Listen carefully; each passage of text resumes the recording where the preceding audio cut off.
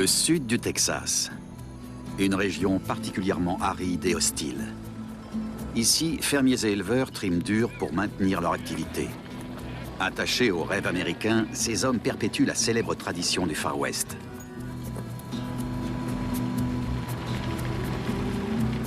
Nous sommes dans le comté de Bee County, 1400 km².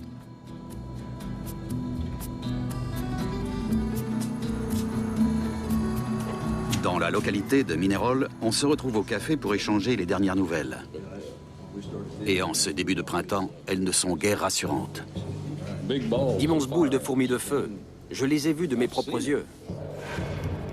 Pas le temps de réaliser, tes mains sont pleines de fourmis et elles piquent.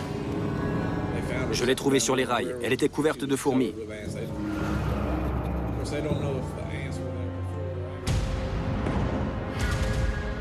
Les habitants de Mineral sont bien décidés à se défendre face à l'envahisseur. Solenopsis invicta, la fourmi de feu rouge.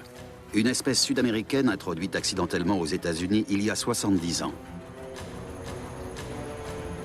Ces fourmis sont les plus agressives du continent américain. Et sur un seul hectare, peuvent grouiller jusqu'à 100 millions d'individus. Au Texas, les dégâts qu'elles occasionnent chaque année représentent une perte d'1 milliard de dollars. À Bee County, les fourmis de feu sont partout. Un véritable fléau. Elles envahissent les habitations, infligent des blessures cuisantes au bétail et tuent de petits animaux sauvages. Ces fourmis font preuve d'une rare agressivité. Pour elles, le Texas du Sud est une région vierge, un nouveau territoire à conquérir. À Mineral, une colonie de 250 000 fourmis s'est installée dans une forteresse de bois et de terre.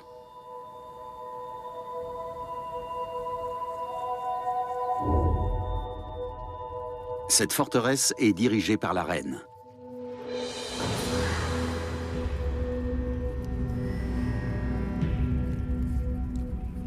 La reine est la seule du nid à pondre des œufs. C'est sur ce privilège que repose son pouvoir. Une partie des œufs donnera à des ouvrières, l'autre servira de nourriture aux habitantes de la fourmilière.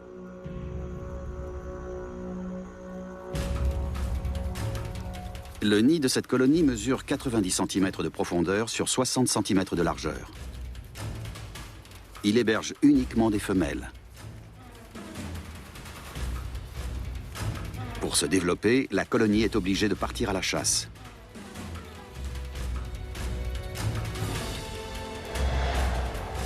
Pour agrandir le royaume de leur reine, les fourmis tuent des insectes et même de petits oiseaux.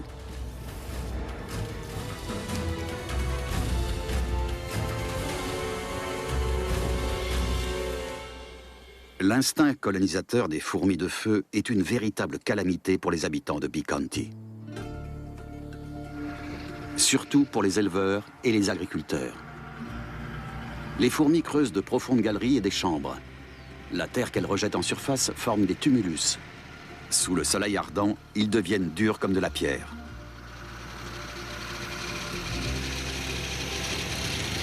Les machines agricoles qui passent sur ces tertres doivent souvent s'avouer vaincus.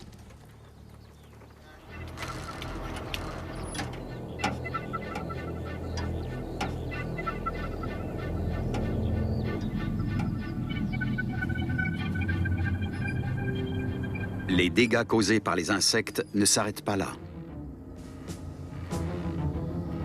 Plus la fourmilière est grande, plus le territoire contrôlé est vaste. Douées d'un appétit insatiable, les fourmis de feu colonisent même les zones habitées. Les intruses dévorent tout ce qu'elles trouvent de comestible dans les habitations. Elles survivent même à un passage dans le four à micro-ondes.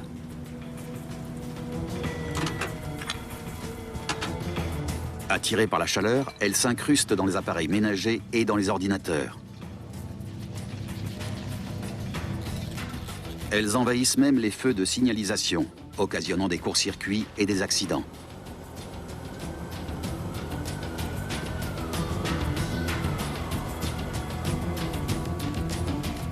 Mais c'est peu de choses à côté du danger qu'elles représentent pour les êtres humains.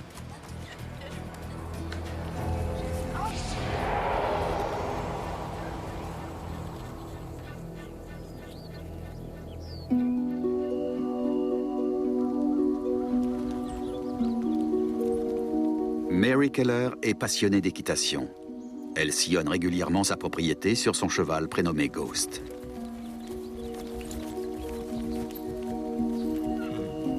Ce matin-là, sa promenade la conduit dans une zone boisée.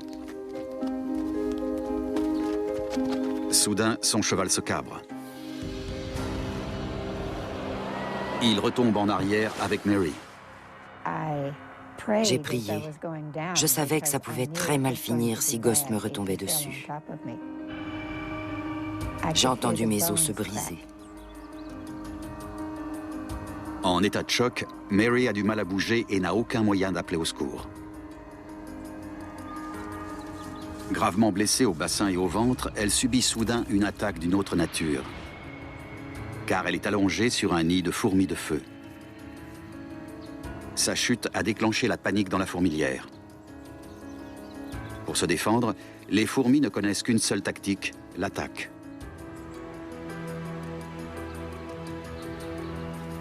Des hordes de fourmis jaillissent du sol et se jettent sur la cavalière en émettant des phéromones pour ameuter leurs congénères. Elles s'agrippent à la chair avec leurs mandibules, puis elles piquent avec leurs dards autant qu'elles le peuvent. Leur venin dissout les tissus. Leurs piqûres sont aussi douloureuses qu'une brûlure de cigarette. Chaque piqûre fait surgir une pustule, longue à guérir, et qui peut laisser une vilaine cicatrice. Le cas de Mary n'est malheureusement pas isolé. Chaque année, 5 millions d'Américains sont piqués par des fourmis de feu rouge. Les fourmis continuent de s'acharner sur Mary. Je les ai sentis arriver sur moi et me piquer des pieds jusqu'aux genoux.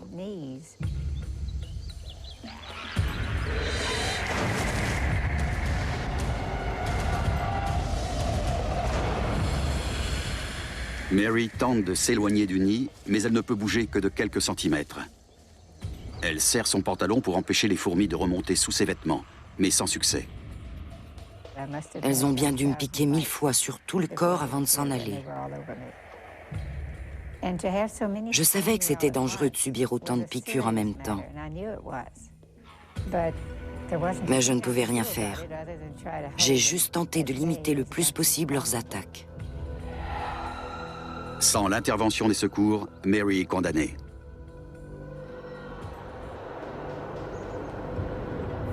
Une grande quantité de venin dans son sang peut provoquer un choc anaphylactique, une réaction d'allergie très grave.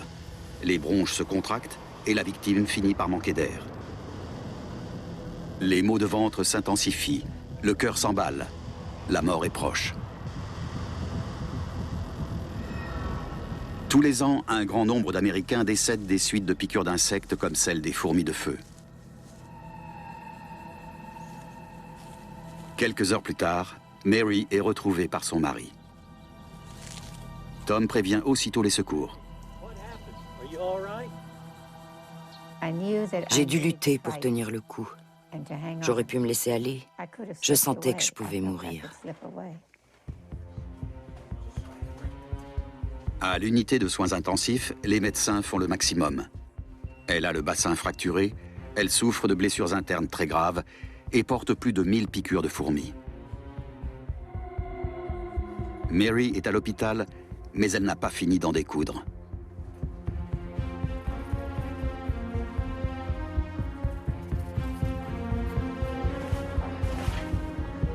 Elle sent une piqûre, puis une autre. Aussi incroyable que ça paraisse, Mary est attaquée par des fourmis au sein même de l'hôpital.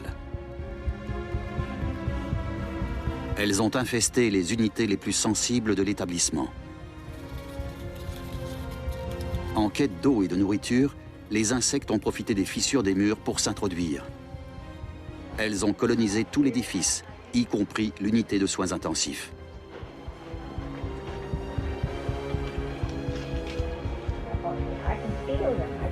Mary Keller revit alors son cauchemar, mais personne ne la prend au sérieux. Je les sentais avec mes doigts. Je savais que c'était des fourmis, que ce n'était pas une illusion. Mais personne ne voulait me croire. Et m'a chaussée. C'était impensable.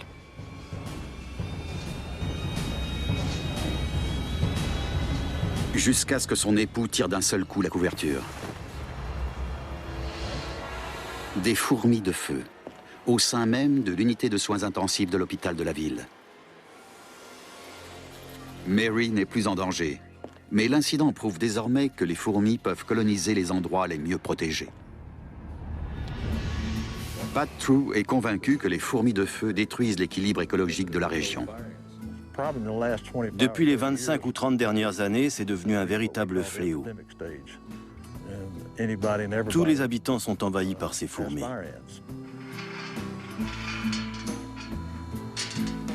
Larry Jones est agent immobilier et possède aussi un petit troupeau de vaches à longue corne. Les veaux les plus jeunes ne sont pas assez vifs pour échapper aux attaques des fourmis. Les fourmis de feu sont une vraie menace pour la faune et pour tous ceux qui, comme nous, élèvent du bétail.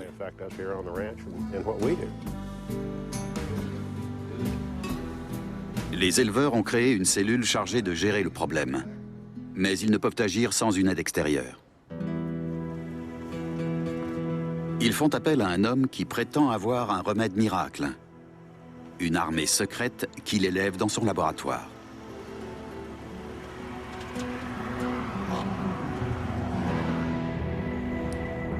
Sera-t-il l'homme de la situation?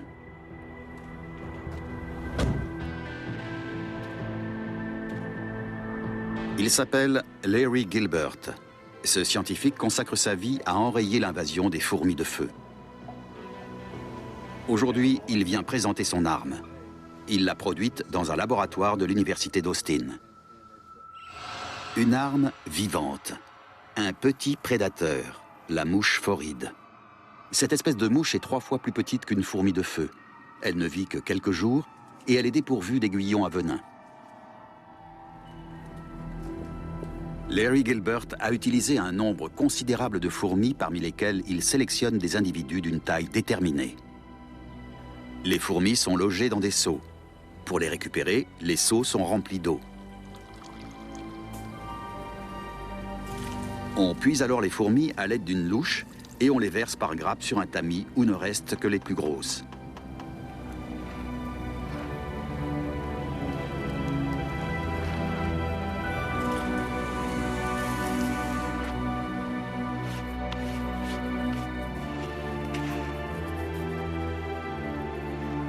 Les fourmis sélectionnées sont enfermées dans des boîtes spéciales, munies d'un couvercle transparent.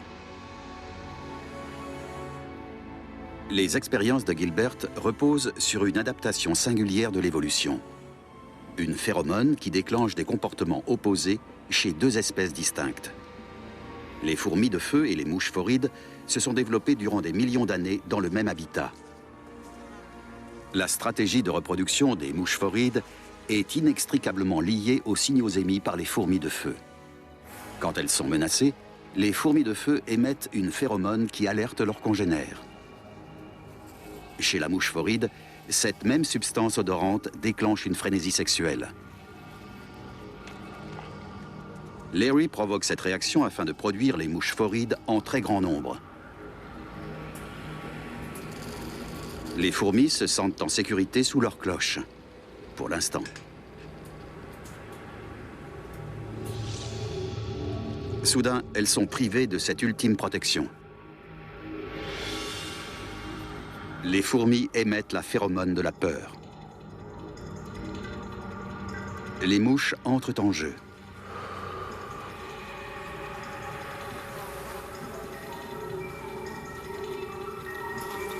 Elles semblent volter de façon inoffensive autour des fourmis. En réalité, elles préparent leur attaque. Dès que les fourmis détectent la présence de leur ennemi héréditaire, elles paniquent. Les phéromones émises par les fourmis déclenchent l'accouplement chez les mouches. Une fois fécondées, les femelles pondent aussitôt leurs œufs. C'est cette opération que les fourmis redoutent tant. Les mouches femelles effectuent la ponte à l'aide d'un appendice en forme de harpon. Elles enfoncent cet appendice à la jointure du thorax et de la tête des fourmis et leur injectent un œuf dans le corps.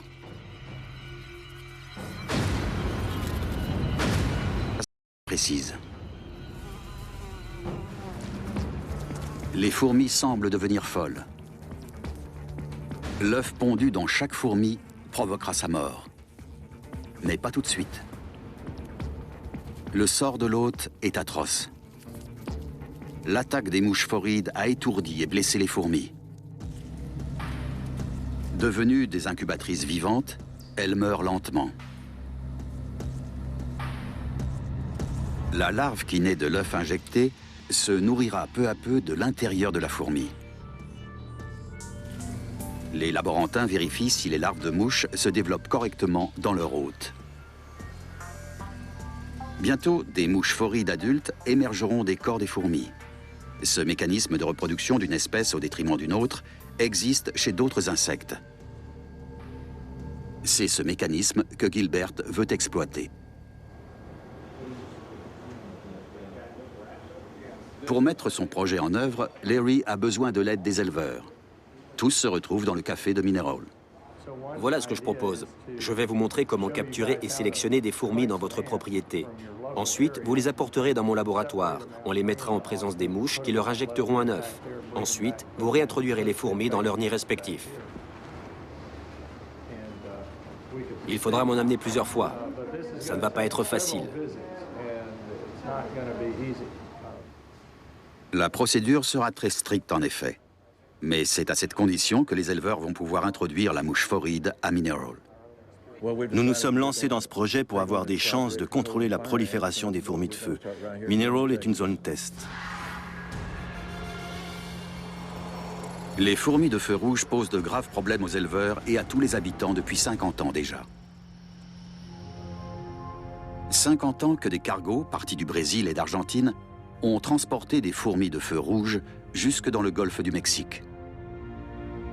Puis, dans les années 1930, cachés dans de la terre ou dans une cargaison, les passagères clandestines ont débarqué dans le port de Mobile, en Alabama. Bien que peu nombreuses au départ, elles n'allaient pas tarder à provoquer un véritable fléau. C'est un cas classique d'introduction nuisible d'une espèce exotique.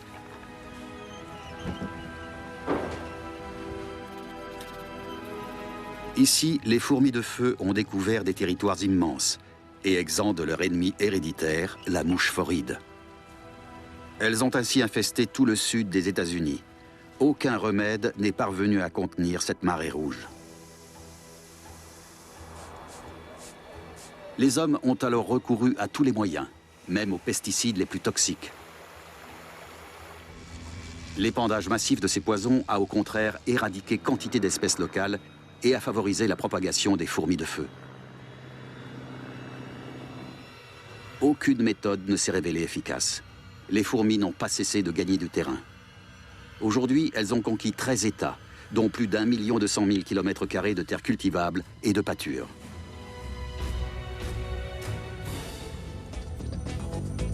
Début du printemps. Le nid de fourmis situé aux abords de Mineral prend des proportions menaçantes.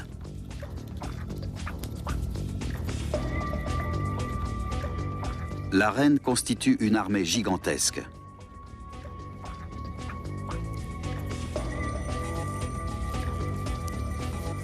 En un an, elle produit plus de 500 000 fourmis. Les œufs fraîchement pondus sont pris en charge par ses filles au cœur du couvain. L'œuf donne d'abord une larve qui devient nymphe avant de se transformer en ouvrière. Le développement dure un mois.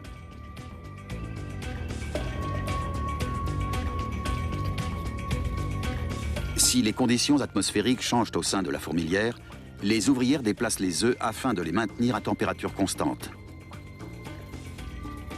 Les fourmis adultes mangent de tout, mais les larves ont besoin d'aliments riches en protéines. Les ouvrières découpent les proies en petits morceaux qu'elles se transmettent de mandibule à mandibule jusqu'au couvain.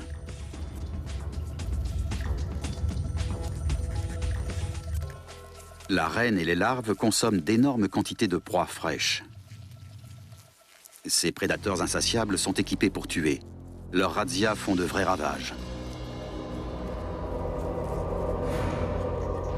Les fourmis d'épaissent leur proie à l'aide de leurs redoutables mandibules. Avec leur aiguillon, elles lui injectent un puissant venin. Les fourmis de feu étant dotées d'une carapace dure et glissante, les victimes ont bien du mal à les saisir et à les piquer pour se défendre. De plus, les fourmis ont l'avantage du nombre.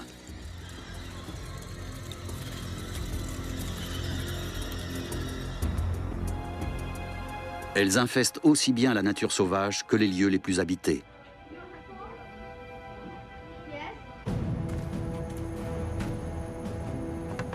Pour en finir avec cette calamité, les éleveurs de Bee County se sont décidés de façon unanime. Ils vont appliquer les consignes de Larry Gilbert à la lettre.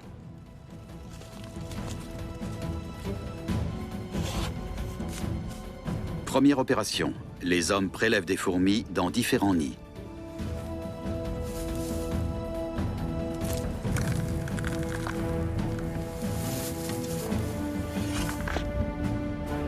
Ils marquent la position exacte de chaque fourmilière, ainsi que le récipient contenant les fourmis qui serviront de cheval de Troie.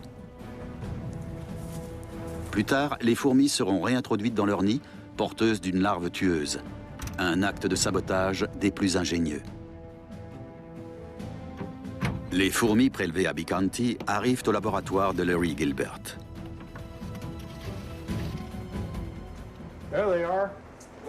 Salut. Salut.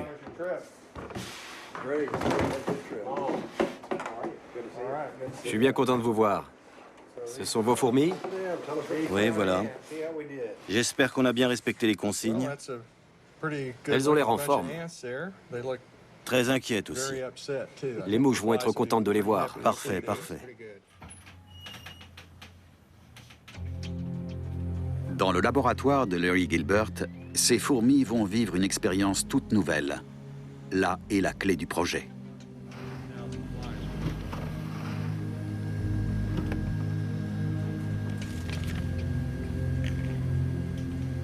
Dans un récipient cylindrique, Larry a enfermé des mouches.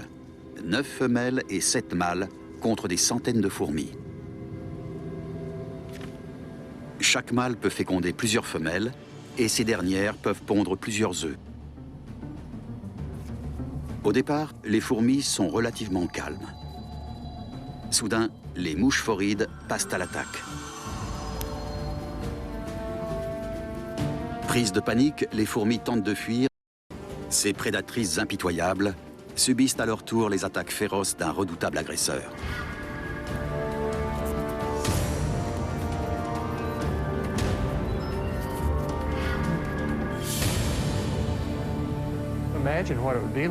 C'est comme si vous vous promeniez dans la rue et que soudain un faucon s'abattait sur vous en vous enfonçant le bec entre les côtes. Certaines fourmis se contorsionnent ou sont comme paralysées. Leurs congénères les entourent. Elles semblent compatir à leur douleur. Maîtresses incontestées sur leur territoire, ici, les fourmis de feu sont impuissantes. Un seul coup suffit. Les mouches phorides mettent leurs victimes KO en leur injectant chaque fois un œuf dans le corps. C'est ce comportement complexe qui régit les rapports des deux espèces depuis des millénaires qu'exploite Larry Gilbert. L'œuf de la mouche éclot à l'intérieur de la fourmi. Pour se nourrir, la larve dévore son hôte de l'intérieur.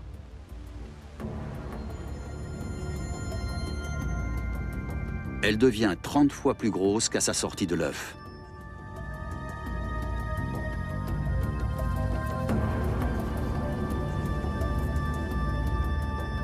Quelques semaines plus tard, ce parasite doit se trouver une crèche plus confortable. La larve quitte alors le thorax de la fourmi qui l'héberge pour se glisser dans sa tête. Une fois installée, elle dissout la jointure du thorax et de la tête. La tête se détache du corps.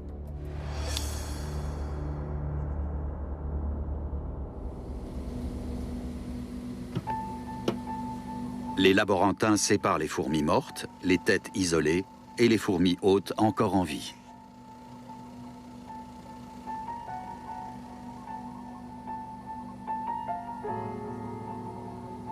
Ils vérifient si les corps et les têtes contiennent bien des larves vivantes. dissolvent les tissus de la tête. Bientôt, elles atteindront le dernier stade de leur développement.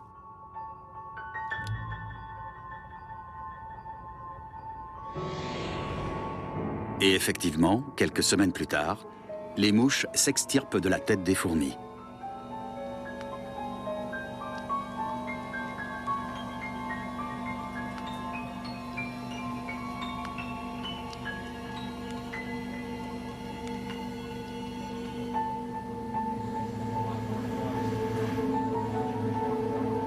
Les chercheurs récoltent ainsi une nouvelle génération de mouches tueuses de fourmis.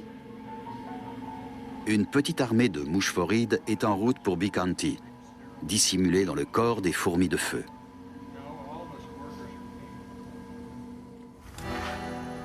Les chercheurs n'ont toutefois aucune certitude que les larves de mouches parviendront un jour à éclosion. Car nous sommes dans le sud du Texas et non dans un laboratoire aseptisé. Si Larry Gilbert a vu juste, les mouches phorides vont également former des colonies à travers tous les États du sud du pays. Et chaque fois que des fourmis de feu créeront de nouvelles colonies, elles seront rejointes par des mouches phorides. Mais ces mouches doivent d'abord démontrer qu'elles peuvent survivre dans un environnement très différent de leur habitat d'origine. Elles doivent supporter des conditions extrêmes auxquelles les fourmis de feu sont depuis longtemps accoutumées. Les mouches n'ont pas cette incroyable faculté d'adaptation qui caractérise les fourmis de feu. Un autre risque d'échec vient des conditions climatiques. Le sud du Texas est l'une des régions les plus arides du pays. Les pluies y sont rares, mais torrentielles.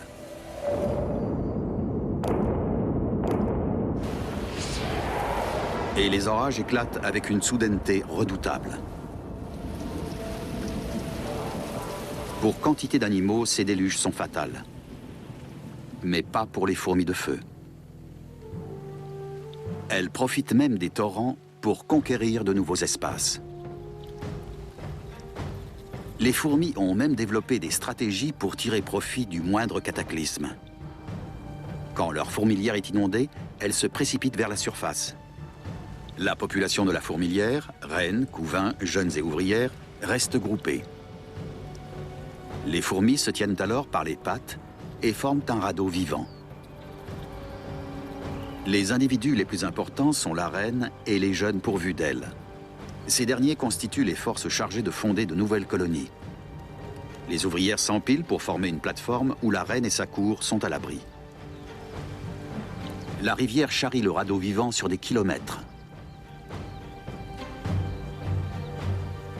Les ouvrières permutent régulièrement de place dans le radeau pour prendre de l'air en surface.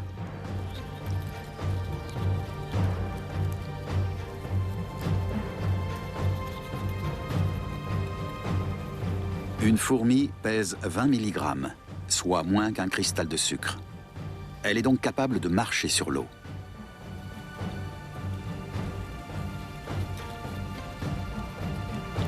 Et si le voyage dure longtemps, les ouvrières se nourrissent en dévorant les larves et le couvain.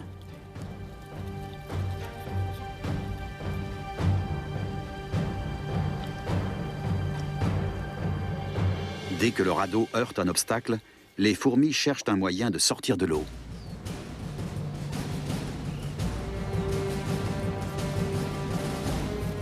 Telles des unités de combat qui conquièrent un territoire ennemi, elles progressent alors en file indienne sur la terre ferme pour y construire un nouveau nid.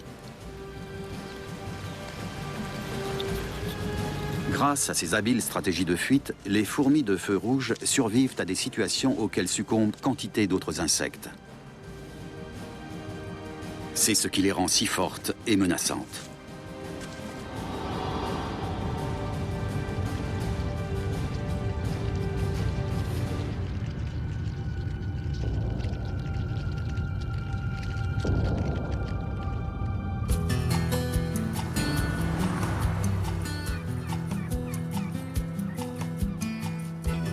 C'est l'été à Bee-County. Le moment de vérité est arrivé. Les éleveurs réintroduisent les fourmis porteuses d'une larve dans leurs nids respectifs. Il ne faut pas se tromper. Une fourmi n'a aucune chance d'être admise dans un nid étranger. Certaines fourmis sont mortes et n'ont déjà plus de tête. D'autres sont encore en vie, pour le moment.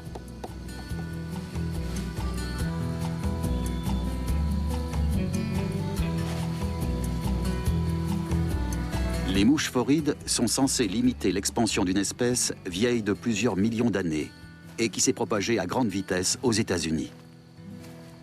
Plusieurs dizaines de mouches contre une armée de milliards de fourmis.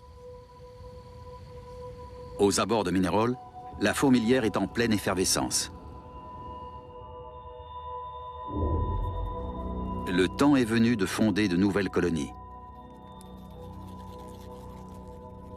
Dès que la température et le taux d'humidité du sol sont idéaux, la reine lance le processus de conquête.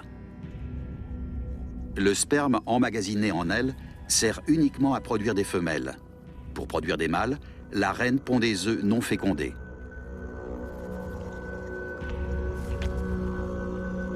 Elle donne naissance à une nouvelle génération de reines et de mâles.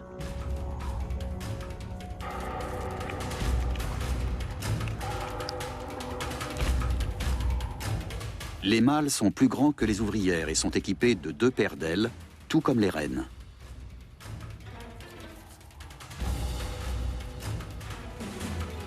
Les mâles n'ont pas d'aiguillon et ne sont pas agressifs. Ils servent uniquement à l'accouplement.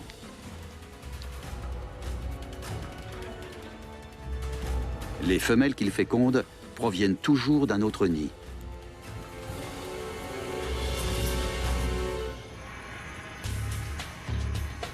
Le moment venu, les futures reines et les mâles sont chassés du nid par les ouvrières. Car la reine de la fourmilière ne tolère aucune rivale au sein de son royaume. Si les jeunes reines sont fécondées par des mâles issus d'autres nids, ce n'est pas sans raison. Ainsi, l'espèce entretient le brassage génétique indispensable à sa survie. Après l'accouplement, les reines se dispersent et les mâles meurent.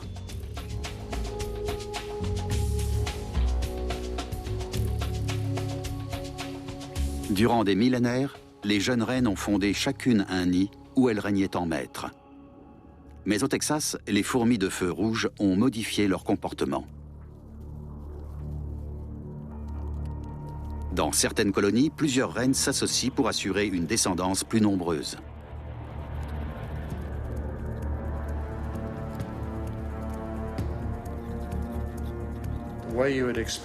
Lorsqu'on parle d'une invasion de fourmis, on imagine plutôt une attaque aérienne. De nouvelles colonies se formant çà et là dans le paysage. C'est un peu comme un cancer qui fait des métastases. Mais ce n'est pas du tout ce que révèle la cartographie des colonies. Les fourmis de feu progressent plutôt comme une armée terrestre qui conquiert sans cesse de nouveaux territoires. Aujourd'hui, les nids de fourmis de feu se développent plus vite que jamais. Une reine pond jusqu'à 1500 œufs par jour. Des milliers de nids peuvent se partager quelques hectares seulement. Des milliers de reines, 1 milliard d'ouvrières. Voilà ce qui attend Bee County si ses habitants ne réagissent pas.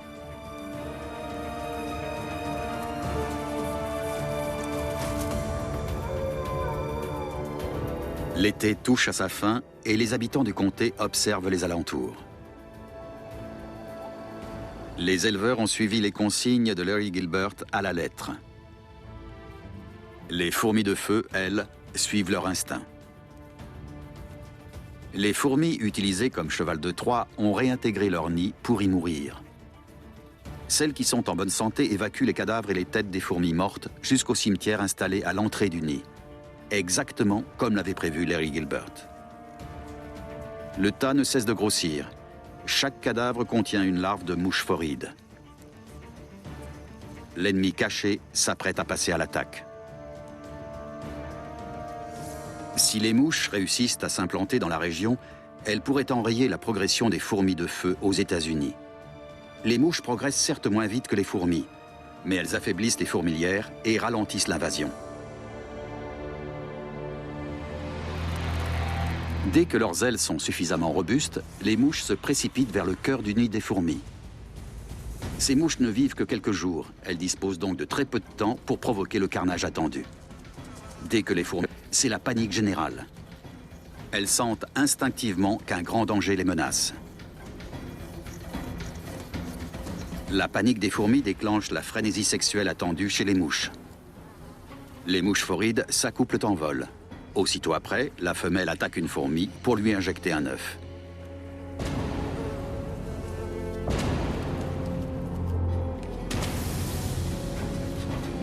Les fourmis fuient en tous sens en quête d'un abri, et les mouches continuent de semer la terreur dans la fourmilière.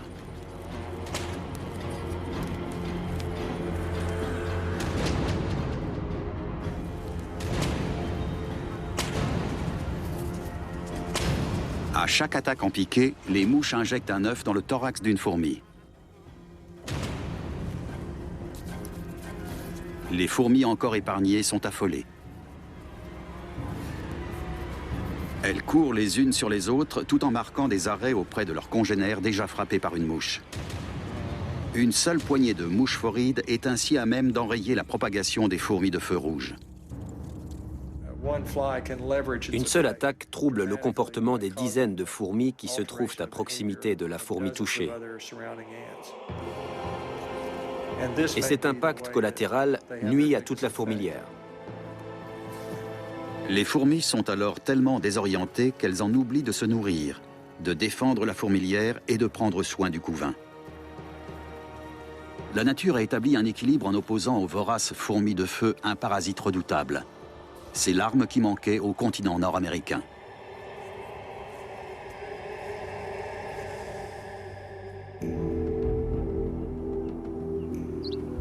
Cela fait quelques semaines que les mouches phorides ont lancé leur tout premier assaut dans la région. L'espèce semble s'acclimater aux conditions locales. Sa reproduction au détriment d'une autre espèce semble fonctionner aussi bien que dans sa région d'origine. Mais les caprices de la météo menacent de faire échouer l'expérience.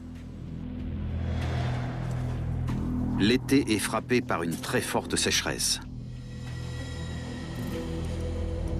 L'air est aussi chaud que dans un four. La terre est brûlante. L'eau se raréfie. Cette vague de chaleur pourrait anéantir les mouches phorides. Les fourmis de feu, elles, savent résister à ces conditions. Elles se retirent au plus profond du nid, où la température est plus fraîche. Et elles fonctionnent au ralenti.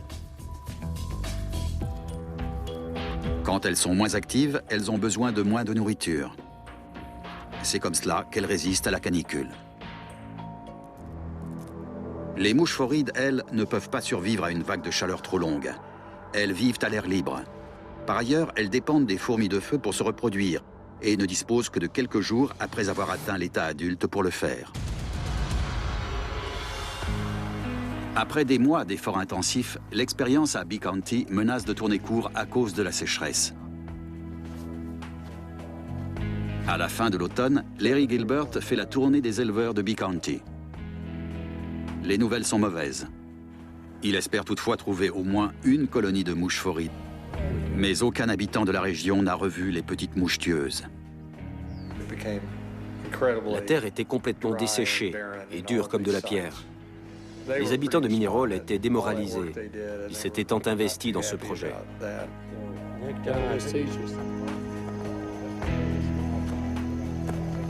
Soudain, dans un jardin, les hommes trouvent un nid.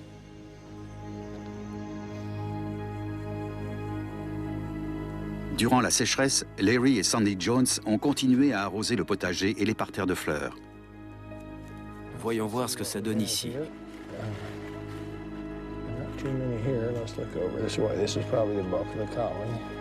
Une agréable surprise. C'est pas une mouche, ça? Vous la voyez? Oui.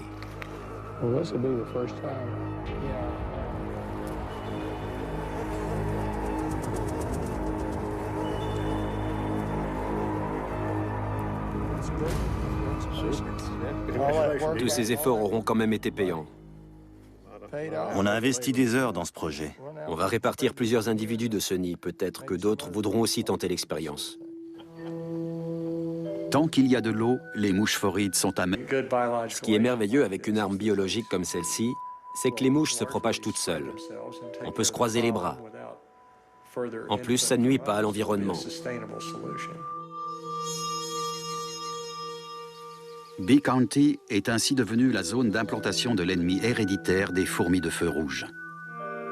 Les fourmis ne seront jamais complètement exterminées. Bee County en compte des milliards, contre un seul nid de mouches phorides. En laissant faire la nature, les mouches se propageront spontanément en suivant les colonies de fourmis de feu. Tant qu'il y aura des fourmis de feu, les mouches phorides seront sûres de trouver un moyen pour se reproduire. Dans ce jardin, l'espoir porte des ailes, celle d'une petite mouche bien décidée à se reproduire au détriment d'une fourmi de feu.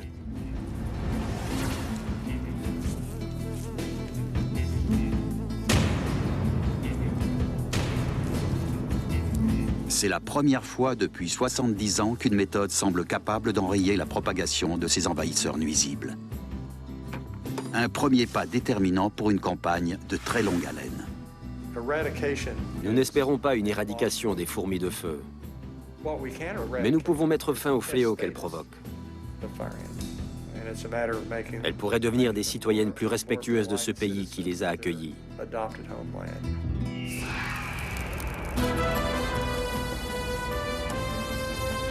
Mais à présent, l'espoir renaît avec l'introduction de leurs parasites naturels. Un ennemi qui les accompagne depuis la nuit des temps et qui permettra peut-être de rétablir un certain équilibre.